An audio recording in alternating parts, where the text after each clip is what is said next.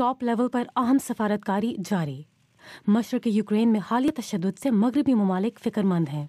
Kyiv में मुज़ाकरात के बाद जर्मन चांसलर एंजेला मर्केल और फ्रांसीसी सदर फ्रांसवा ओलांद ने अपना अमन का मंसूबा लेकर अब मॉस्को का रुख किया है।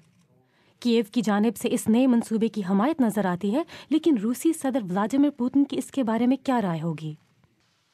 क़याम अमन के लिए इस नई तजवीज़ के बारे में अब तक कम तफसीलात फराहम की गई हैं, ताहम इसमें यूक्रेन की इलाकाई सालमियत को मद्देनज़र रखने पर जोर दिया गया है। तशद्दुद की नई लहर में बागियों ने अपने कंट्रोल का दायरा वसी करने की कोशिशें की। वो स्ट्रेटेजिक रेल मरकज़ डेबास्तेवा में कायम फ़ौज को घेर चुके हैं। ताहम अब इतलात हैं कि इस इलाके में आर्जी जंगबंदी का ऐलान हुआ है, जिसके तहत आम शहरियों को निकालने के लिए महफूज रास्ता बनाया जा रहा है। इस तल्ख जंग से अब तक 5,000 से ज़्यादा अफराद हलाक हो चुके हैं।